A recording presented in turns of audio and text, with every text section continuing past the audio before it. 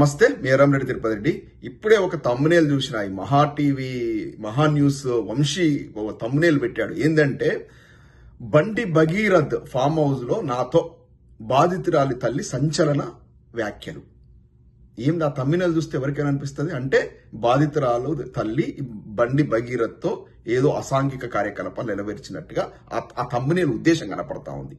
అంటే నిన్నటిదాకా ఆ పిల్ల విషయం లోపల వీడు టాల్కం పౌడర్ వంశీగాడు నిన్నటిదాకా ఎంత విషం కక్కాలో అంత విషం కక్కండి. ఏమని ఆ పిల్ల మైనరే కాదు, మేజరు, అది ఇది అంటూ తప్పుడు కథనాలు చేస్తూ ఆ పక్కన వీడు ఉంటే వీని పక్కన ఒకడు ల్యాప్టాప్ పెట్టుకుని తానా తందానా అనే బ్యాచ్ ఆ ఇద్దరు చూస్తూ ఉంటే అనిపిస్తుంది కదా. ఈ దొంగ నా కొడుకులు గనక అసలు హైదరాబాద్ నడి బొడ్డున కూర్చొని ఇట్లా తెలంగాణ సంస్కృతి మీద, తెలంగాణ జాతి మీద, తెలంగాణ అమ్మాయిల మీద, తెలంగాణ మహిళల పట్ల ఇంత విచక్షణ రహితంగా తమ్మునేళ్లు పెట్టి పచ్చి అబద్ధాలు మాట్లాడుతూ ఇది జర్నలిజం ముసుగు లోపల ఒక వ్యభిచారం చేస్తున్నటువంటి ఈ లంగా నా కొడుకన్ని చీల్చి చెండాడిన తప్పులేదని చెప్తున్నా. ఎట్లా పెడతావురా తమ్మునీలు? ఏం తమ్మునీలు రా? దాని ఉద్దేశం ఏందిరా?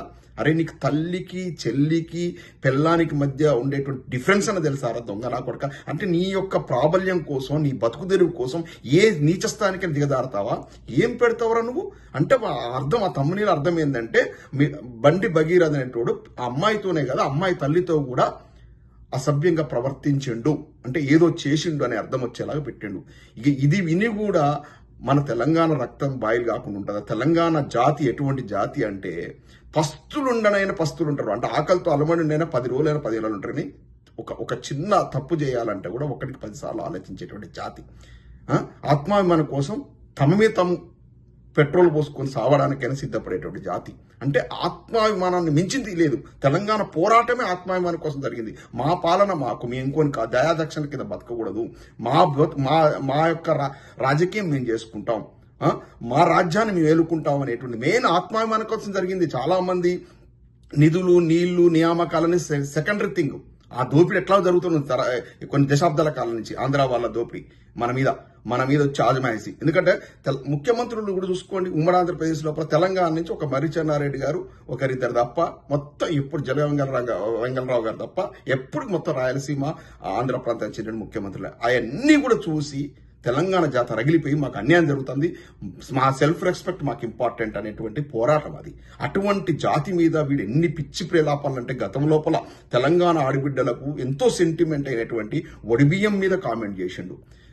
కేసీఆర్ గారి కూతురు కవిత గారి మీద అనుచితమైన వ్యాఖ్యలు ఎన్నో చేసిండు. అప్పుడు ఆమె ఏ పార్టీ నుండి ఆమె తెలంగాణకు బీఆర్ఎస్ పార్టీకి తీవ్ర ద్రోహం చేస్తా ఉంది. అయినా కూడా చెప్తున్నా, ఆనాడు కూడా మేము ఇంత తీవ్రంగా స్పందించినాం.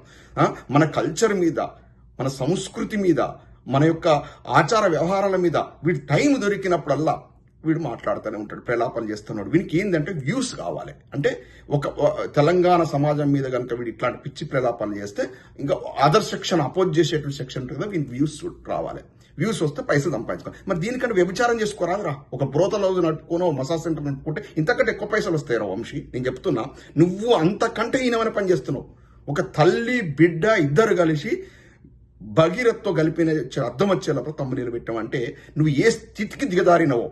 అంటే వీడు పైసల కోసం వీడి యొక్క సొంత కూతురునైనా చెల్లినైనా కూడా వీడు వ్యభిచారం కూడా చేయించేటువంటి నీచ స్థాయికి పోయేటువంటి జాతిలో పుట్టినటువంటి వ్యక్తి అయితే ఇట్లాంటివి పెడతాడు.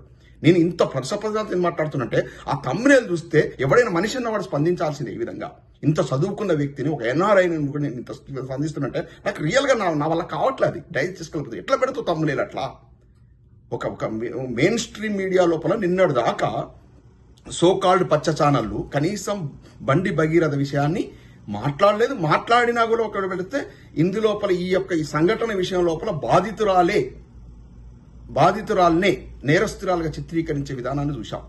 బండి భగీరథన్ గురించి మొత్తం పాజిటివే. ఆ అబ్బాయిది ఏం తప్పలేదు, మొత్తం అమ్మాయిదే తప్పు, అమ్మాయి కుటుంబం తప్పని నిర్ణయం చేశారు. ఇవాళ కోర్టు అక్షింతలు వేసేసి బెయిల్ రద్దు చేసిన తర్వాత ఆ బండి భగీరథన్ అర్థం చేసింది. ఇవాళ ఈనాడు పేపర్లో, ఆంధ్రజ్యోతి పేపర్లో ఫ్రంట్ లైన్లో వచ్చింది. నిన్నటి దాకా కనీసం లాస్ట్ పేజీలో కూడా రాలే.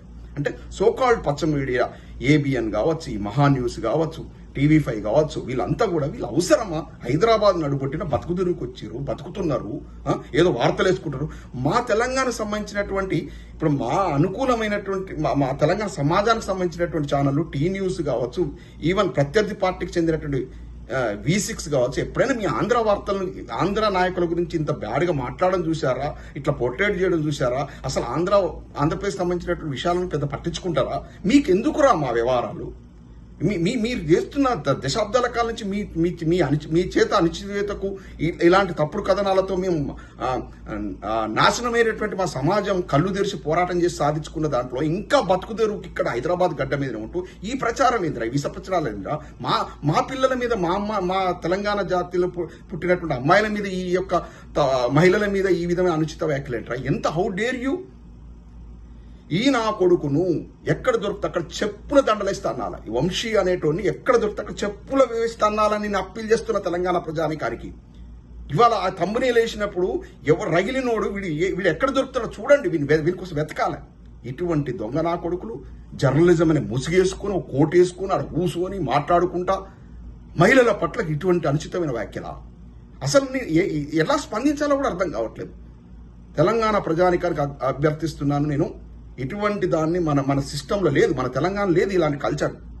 అదంతా కూడా ఖమ్మం తర్వాత దాటినటువంటి మిగతా ప్రాంతానికి పోయినప్పుడు నేను ఆ ప్రాంతాన్ని అక్కడ జరిగితే ఇట్లాంటి వ్యక్తిగతంగా మహిళలు అనేటువంటి విలువ లేకుండా అసభ్యంగా ఇట్లాంటి కథనాలు చేస్తారు. మన తెలంగాణ కల్చర్లో ఇలాంటిది లేకుండే, కొత్త కల్చర్ ఇప్పుడు వచ్చింది. నిన్నటి దాకా బాధితురాలని నేరస్తురాలుగా చిత్రీకరించే ప్రయత్నం జరిగింది. ఇప్పుడు ఇగో ఇట్లాంటి కథనాలు ఇస్తున్నారు. ఇంకా విషయం చంపుతున్నారు. ఏదైనా పత్రికలు కానీ మీడియా అనేటువంటిది ఏం చేయాలంటే ఎవరైనా దోషులను ఎండగట్టే విధానాన్ని పాత్ర పోషిస్తే ఒకనాడు అట్లుంటుండే. ఇవాళ ఏ స్థాయి తీసుకపోయారు? దోషిని నిర్దోషిగా నిలబెట్టే ప్రయత్నం, బాధితురాల్ని నేరస్తురాలు చూపించే ప్రయత్నం.